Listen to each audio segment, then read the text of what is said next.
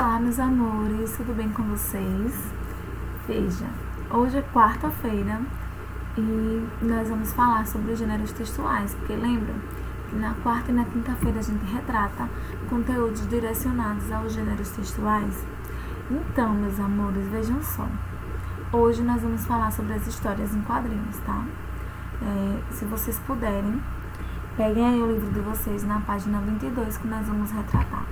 Mas antes de passar as dicas em relação às histórias de quadrinhos para vocês, eu vou falar um pouco sobre o que é a importância de se participar das nossas lives. Hoje às 14 horas tem live e, como eu falei para vocês na aula passada, é de suma importância a participação de todos vocês, porque fluímos conteúdos direcionados tiramos dúvidas e debates em conteúdos direcionados à nossa aula, tá bom?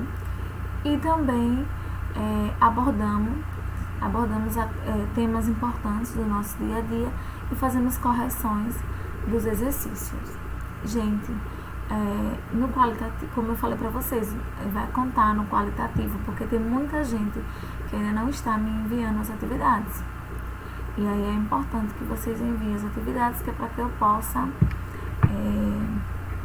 trabalhar com vocês todo o direcionamento destinado à língua portuguesa, tá? Então, quem está assistindo essa aula agora pela manhã, lembrem que hoje às 14 horas teremos a nossa live e é de fundamental importância, tanto quanto vocês assistirem a aula gravada, como vocês participarem da nossa live, tá bom? Então, eu espero todos vocês, tá? E vamos dar início ao nosso conteúdo. Bom, hoje nós vamos falar sobre as histórias em quadrinhos. O que são as histórias em quadrinhos? Como foi que elas surgiram? E, antes de mais nada, eu já vou passar as atividades e hoje à tarde eu quero corrigi-las, tá? É a página 23, eu vou passar. A página 23 e 24 para vocês, tá? E vocês vão, texto e contexto, então vocês vão lerem todo o textinho aqui do lado do Cebolinha para responderem as 10 questões, tá? Então vamos lá, deixa eu só minimizar aqui. Pessoal, vocês sabiam que as historinhas em quadrinhos são muito antigas? Pois bem, se vocês não sabiam, agora nós vamos tirar as nossas dúvidas e vocês saberão. Elas surgiram no século passado, ou seja, no século XX. E quando a gente fala de século, estamos falando de quantos anos? 100 anos, né? Então vamos lá. Elas eram publicadas principalmente em jornais. Então, toda a sua publicação lá no século passado era principalmente publicadas em jornais. Mas depois, com o passar dos tempos, elas começaram a aparecer em gibis. O que são os gibis? São coletâneas de histórias em quadrinhos. É um livrinho onde ele conta várias historinhas. Não só uma história destinada, mas 2, 3, 4 histórias, 5 até. Depende da quantidade de informações e de folhinhas que tenha nos gibis, tá bom? E o que aconteceram? Eles começaram, depois eles de início eram publicados em jornais, depois eles passaram a aparecer em gibis e em coletâneas de histórias em quadrinhos, e aí os desenhistas entram em função. Porque geralmente, quem produz o quadrinho é o desenhista, porque ele faz toda essa produção de narrar a historinha e também o recurso visual. Então vejam só, os desenhistas se utilizam de vários recursos para dar vida aos personagens. Então eles se utilizam de várias metodologias, de vários recursos para poder dar vida aos personagens. E um desses recursos é o balão, que é aquele balão que é utilizado para delimitar a fala no texto, o balãozinho do diálogo, onde estão as falas dos textos, tá? E delimitar texto, pensamento, cochicho, do berro ou até determinados sentimentos dos personagens. Os autores aliam texto e imagem, ou seja, ele utiliza texto verbal e não verbal, linguagem verbal e linguagem não verbal, e publicam em revistas de quadrinhos, jornais ou até mesmo na internet. Hoje, com a nossa evolução tecnológica, com toda a evolução da tecnologia que vem se passando, os textos, as historinhas em quadrinhos, eles podem serem publicados em revistas de quadrinhos, jornais e até mesmo na internet. A gente tem muitos sites de internet com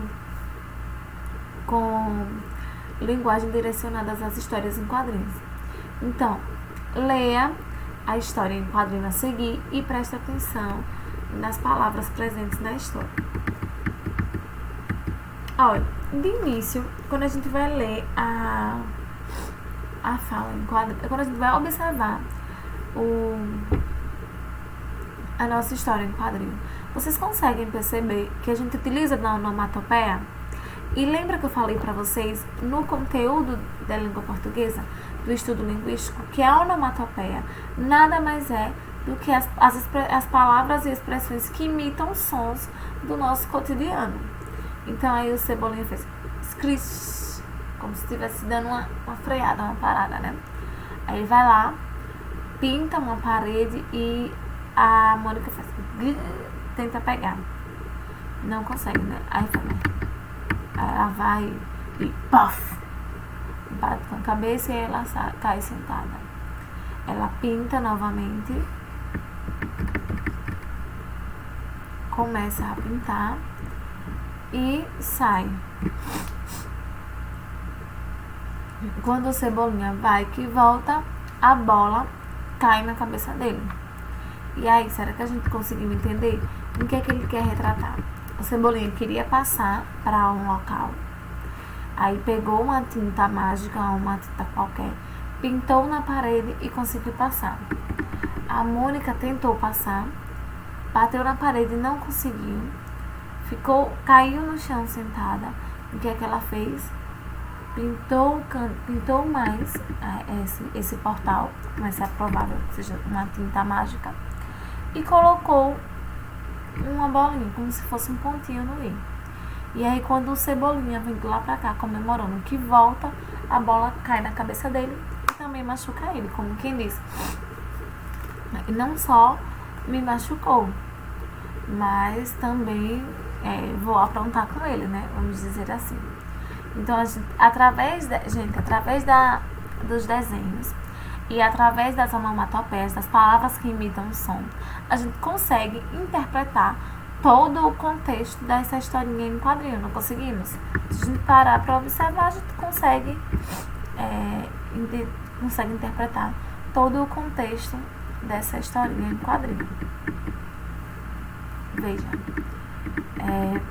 Então, o que é o gênero história em quadrinho? Geralmente, eles são encontrados em revistas e livros e consistem em histórias contadas por meio de quadros sequenciais nos quais são utilizadas a linguagem verbal e a linguagem não verbal, o uso de imagens e a linguagem verbal.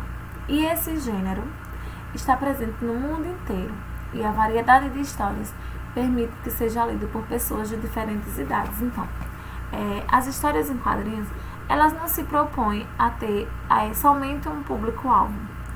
Ela tem uma variedade de histórias, nas quais vários tipos de diferentes idades de pessoas podem fazer a leitura desse texto. Então, o que acontece? É muito importante porque, assim, consiste em contar uma história por meio da linguagem verbal e da linguagem não verbal. Então, eu utilizo a onomatopeia, que eu também a coloco como linguagem escrita, né, como uma linguagem verbal. Então, eu coloco a imitação do som, empregando uma palavra, dando ênfase, dando um destaque. Ela dá mais expressividade, ela dá mais destaque ao texto. Então, junta a onomatopeia com a linguagem verbal e a linguagem não verbal. Nesse texto aqui, ó, do Cebolinha, só tem a parte escrita, a linguagem, as onomatopeias, né? A escrita da imitação dos sons. Então não tem nenhum contexto onde conte a história, mas se a gente parar para analisar, para observar, nós conseguimos retratar situações direcionadas conseguimos interpretar literalmente o que é que está sendo direcionado aqui na Histórias em Quadrinhos. Então nada mais qual é a função, para que é que serve assim, professora, mas para que é que está servindo essas onomatopeias aí no texto, na história em quadrinho? Só para dar mais destaque na história, tá bom?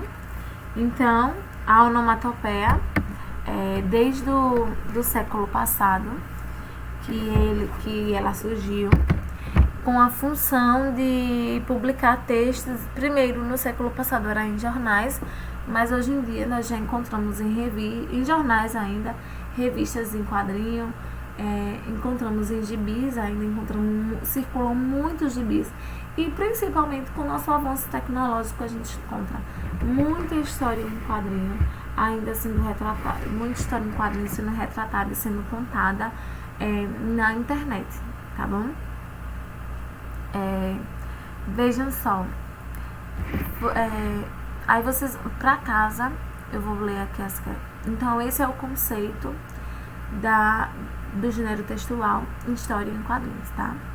Eu vou ler aqui o texto e contexto para vocês, as questões, e vou dizer como é que vocês vão fazendo essa atividade. Antes disso, eu quero que vocês façam uma pesquisa e entreguem na nossa live. Pesquisem e anotem mesmo no caderno, tá? Pesquise de onde vem a palavra gibi. Eu quero que vocês pesquisem. Vou até anotar aqui para não perder de perguntarem a vocês. De onde vem a palavra gibi?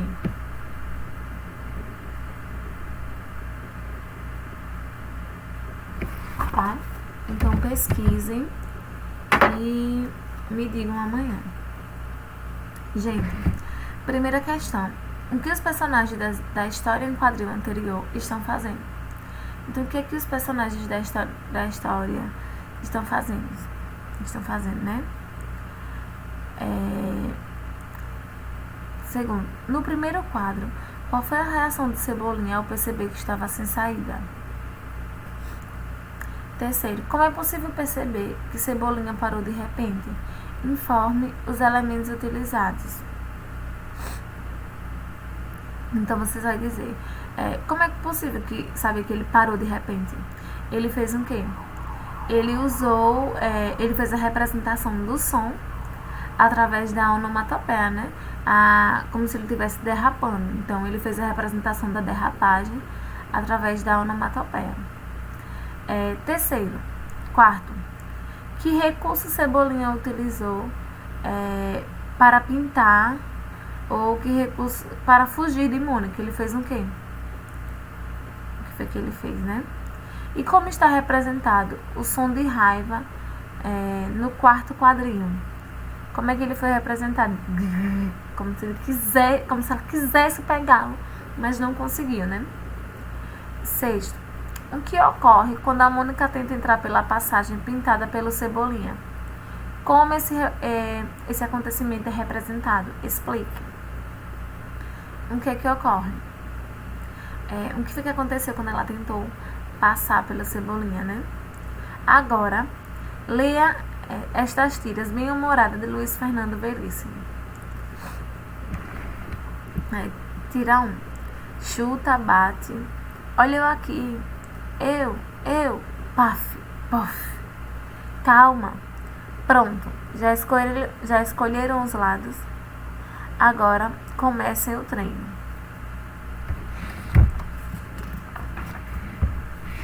Tira 2. Paf. Cartão preto. Cartão preto. Expulsão do país. Tira 3. Fala Deus. Crack. Acho que acho que vamos precisar de intérpretes.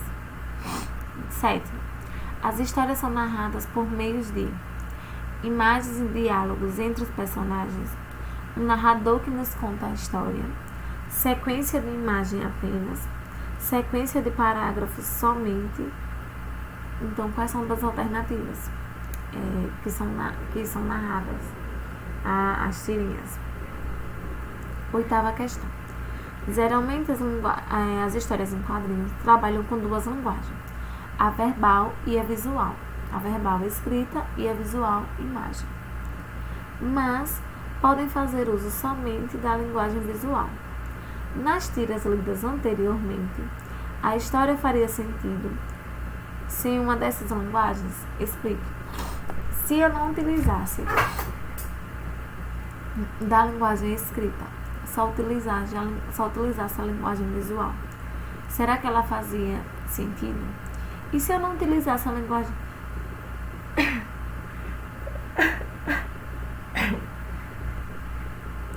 E se eu não utilizasse a linguagem visual, só a linguagem verbal, a escrita, será que ela fazia sentido? Ou as duas, uma complementa a outra, ou elas se complementam? O que é que vocês acham? Não. Que sentido as palavras a seguir, presentes na tira, tentam expressar? Paf, pof, pri e crack. 10. Voltem as imagens na abertura deste capítulo e respondam. Qual sinal de pontuação costuma acompanhar essas palavras? Então, vocês vão lá na página 21 e vai dizer qual sinal de pontuação costuma ser empregado junto das palavras que servem para dar mais expressividade, mais ênfase nas histórias em quadrinhos, ou seja, as onomatopeias. Então, qual o sinal de pontuação, né? Meus amores, eu espero vocês hoje à tarde na nossa live às 14 horas, tá? Espero que esteja tudo bem com vocês, tudo bem tranquilo, tá? E o pessoal que ainda não está participando da live, hoje, faça um jeitinho, dê uma corridinha para poder participar da nossa live. Vai ser bem legal, vai ser bem descontraído, tá bom, meus amores? Então, beijo grande e até daqui a pouco.